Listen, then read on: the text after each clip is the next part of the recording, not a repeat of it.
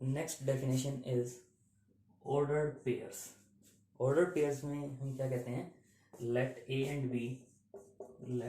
a and b be two non-empty sets and let a belongs to a and b belongs to b, then an element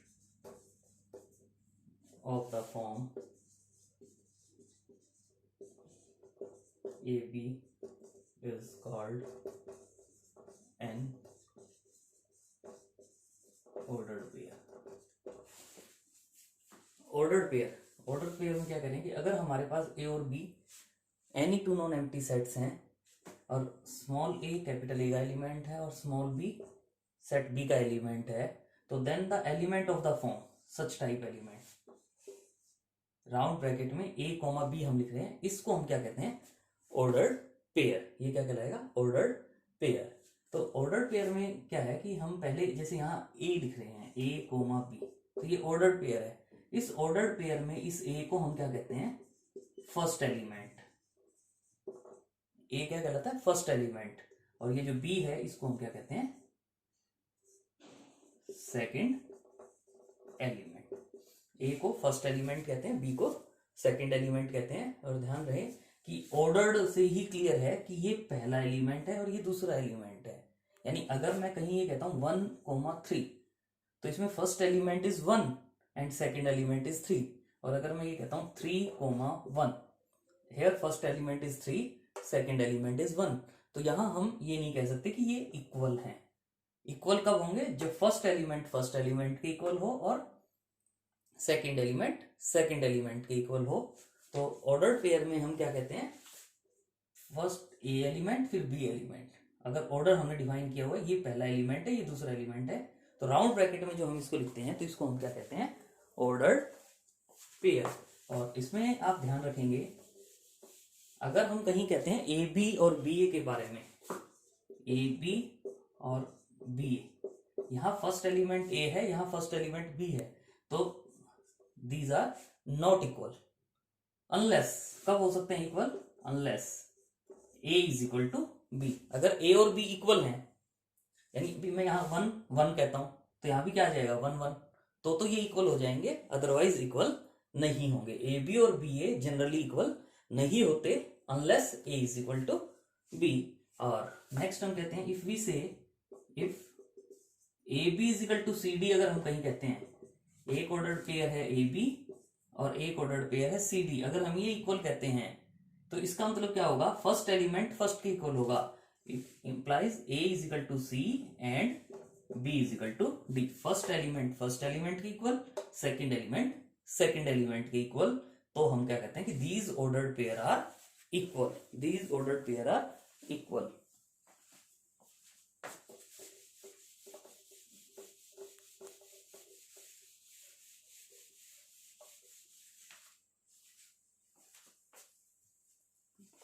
Next definition is Cartesian product.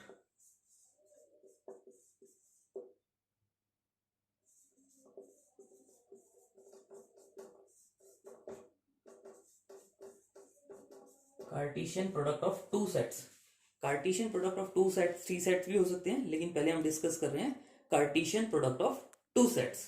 So let A and B be two non-empty sets. The Cartesian product of A and B denoted by A cross B is the set of all ordered pairs AB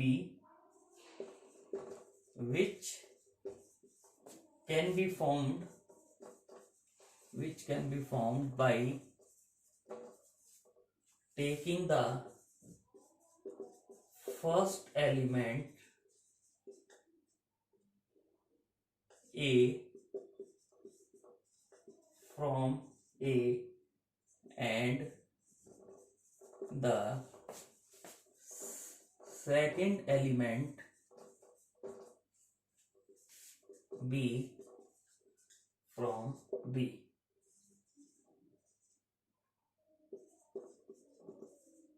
Symbolically, A cross B is set of all ordered pair AB such that A belongs to A,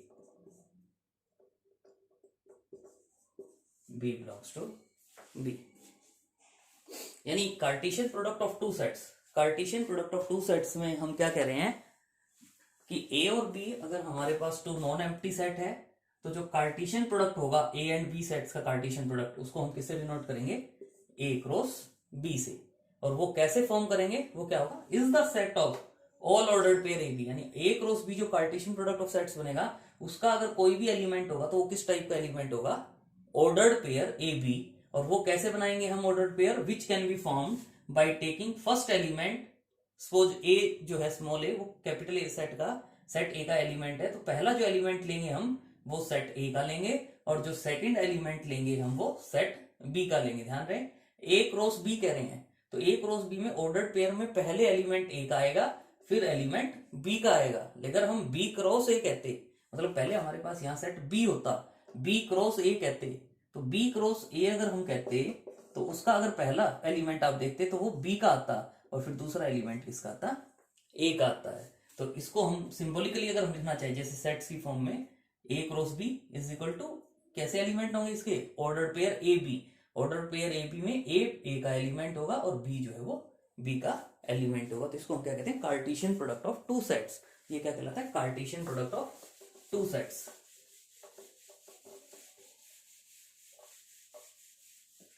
यानी हमने यहां क्या कहा? A cross B is equal to ordered pair A b such that A belongs to A, B belongs to B। अगर हम इसमें example लेना चाहें, suppose let set A is equal to 2 4 6 and set B is equal to 2 elements suppose X and Y। तो अगर आप इसमें ordered pair Cartesian product a cross b find out करना चाहते हो तो ए क्रॉस बी में आपको ध्यान रखना है, एक सिस्टम से अगर आप लिखेंगे तो कोई प्रॉब्लम नहीं होगी। ए क्रॉस बी में हमारे पास ऑर्डर्ड पेयर बनेंगे और ऑर्डर्ड पेयर में जैसे ए क्रॉस बी कह रहे हैं तो पहले ए का एलिमेंट आएगा फिर बी का एलिमेंट आएगा।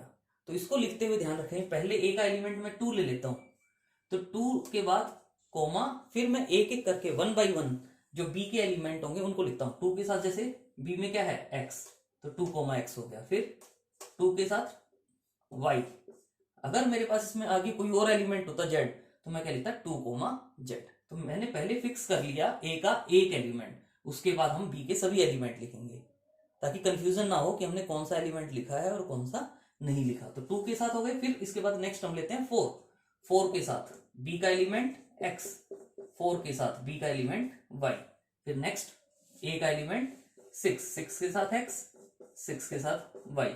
अब 6 के बाद आगे ए में कोई एलिमेंट नहीं है तो ये हमारा कंप्लीट आंसर हो जाएगा ए क्रॉस बी, ए क्रॉस बी। सिमिलरली अगर मैं बी क्रॉस ए कहता हूं, बी क्रॉस ए का क्या मीनिंग होगा? पहले बी का एलिमेंट और फिर ए का एलिमेंट। तो पहले बी का एलिमेंट एक्स है, एक्स के साथ पहले एक एलिमेंट फिक्स कर लिया बी का, उसके बाद ए के सभी एलिमेंट लिख लेंगे, x2, x4, x6, 2 4 6 कंप्लीट। फिर इसके बाद नेक्स्ट बी का सेकंड एलिमेंट लेंगे y, y के साथ 2, y के साथ 4, y के साथ 6, बस कंप्लीट। तो ये a क्रॉस b है और ये b क्रॉस a है। अब आप देखें क्या a क्रॉस b और b क्रॉस a इक्वल है? नंबर सिस्टम में जब आप पढ़ते हो 2 इंटू 3 कहें या 3 इंटू 2 कहें, दोनों की वैल्यू 6 होती है। लेकिन यहां सेट है a क्रॉस b और b क्रॉस a, क्या ये इक्वल है? और हमें पता है 2 सेट्स इक्वल कब होते हैं? 2 सेट्स इक्वल कब होते हैं? जब दोनों के एलिमेंट सेम होते हैं। लेकिन आप यहां देख रहे हो a क्रॉस b में 2 कोमा x है, b क्रॉस a में x कोमा 2 है। ये दोनों इक्वल नहीं है, ये केवल तभी इक्वल हो सकते हैं जब x और 2 की वैल्यू सेम हो, जब यहां से x और 2 की वैल्यू सेम हो। तो ये इक्वल हो सकते हैं, अदरवाइज ये इक्वल नहीं हो सकते। लेकिन अगर यहां से x की वैल्यू 2 हो जाएगी तो यहां से x की वैल्यू 4 हो जाएगी, नॉट पॉसिबल। तो इसका मतलब क्या हुआ, a क्रॉस b और b क्रॉस a यहाँ इक्वल नहीं होंगे। मतलब a क्रॉस b और b cross a generally equal नहीं होते। अनलेस कब इक्वल हो सकते हैं, a is equal to b। अगर a और b दोनों सेट्स इक्वल हैं तो a क्रॉस b और b क्रॉस a इक्वल होंगे।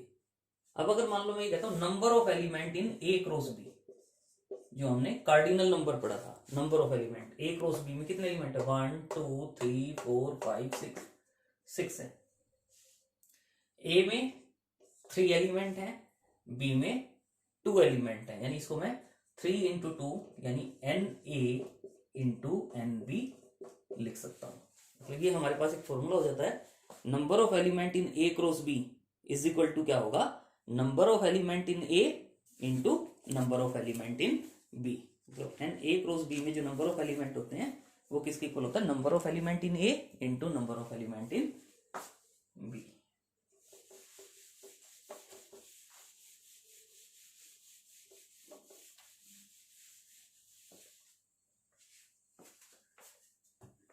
नेक्स्ट पॉइंट है a cross b is equal to, अगर 5 है, a cross b is equal to 5 है तो कब हो सकता है, व्हेन वन और both of a b are empty set.